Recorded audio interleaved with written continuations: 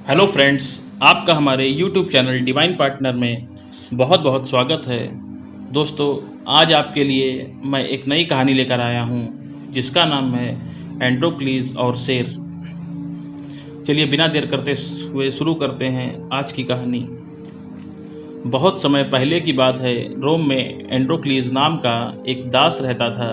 दास वह होता है जिससे जबरन काम लेने के बाद भी उसे कुछ नहीं मिलता था। हमेशा मालिक का हुक्म बजाना और चाटुकारी करना उसका प्रमुख काम होता था। यही हाल एंड्रोक्लीस का था।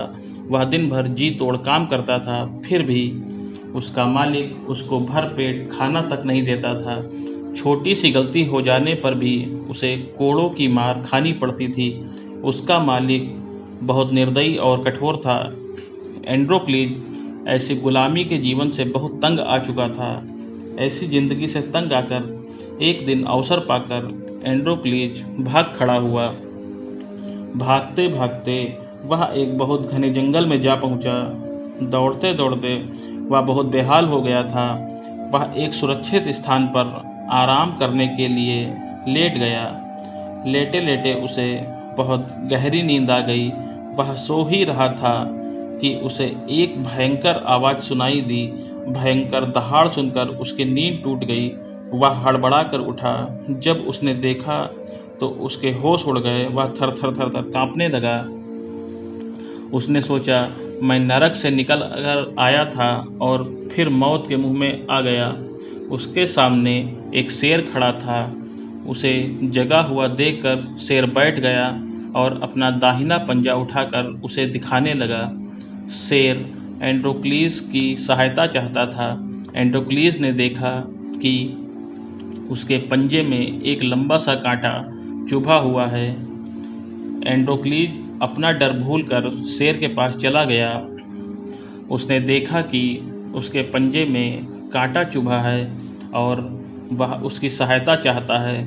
रह रह कर शेर अपना बायां पंजा उठा रहा है। एंड्रोक्लीज ने शेर के पंजे से कांटा निकाल दिया और हाथ से पंजा दबाकर उसका खून बंद कर दिया। कांटा निकल जाने के बाद शेर को बहुत आराम मिला। शेर लंगड़ाता हुआ गया और थोड़ी ही दूर बाद एक खरगोश को मारकर खा लिया और एंड्रोक्लीज के सामने रख दिया। एंड्रोक्लीज ने खरगोश को भूनकर खाया और झरने पर जाकर पानी पिया। एंड्रोक्लीज कुछ दिन वहाँ रहा। शेर से उसकी गहरी मित्रता हो गई थी। शेर भी सोच रहा था कि इस दयावान पुरुष के उपकार का बदला चुकाना चाहिए। उधर एंड्रोक्लीज का मालिक उसकी खोज करने लगा। काफ़ी दिन तक उसका पता न चल सका। एक दिन एंड्रोक्लीज उसी जंगल में हवाखोरी कर रहा था तो उसे राजा के सैनिकों ने पकड़ लिया। उसे बंदी बनाकर राजा के सामने लाया गया। राजा ने उसे भूखे शेर के सामने छोड़ देने का आदेश दिया। राजा ने एक शेर पकड़वाकर पहले से ही कटघरे में बंद करवा रखा था। नगर के बाहर मैदान में लोहे की सलाखों का एक बहुत बड़ा बाड़ा बनाया गया। एंड्रोक्लीज की सजा को देखने के लिए नगरवासियों की भीड़ एकत्रित हो गई।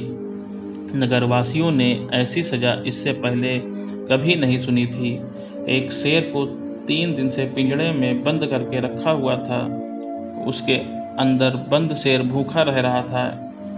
एंड्रोक्लीज और शेर को उस बाड़े के अंदर लाया गया।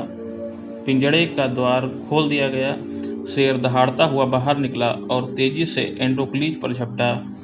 राजा रानी भी इस दृश्य को ऊंचे मंच पर बैठे हुए देख रहे थे। पर यह क्या, एंड्रोक्लीज के सामने आते ही शेर रुक गया।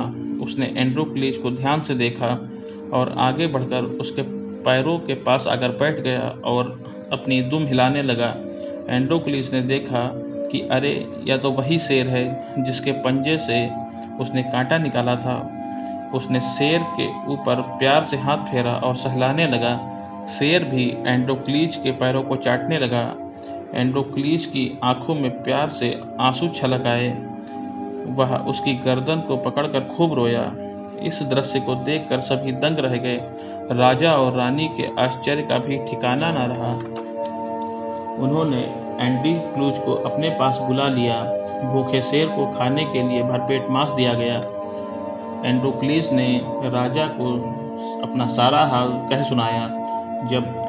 जब राजा को एंड्रोक्लीस की सारी कहानी का पता चल गया तो वह बहुत प्रसन्न हुए। राजा ने उसी समय एंड्रोक्लीस और शेर को दोनों को मुक्त कर दिया। दोस्तों, इस कहानी से हमें यह शिक्षा मिलती है कि किसी पर भी किया गया उपकार कभी बेकार नहीं जाता है।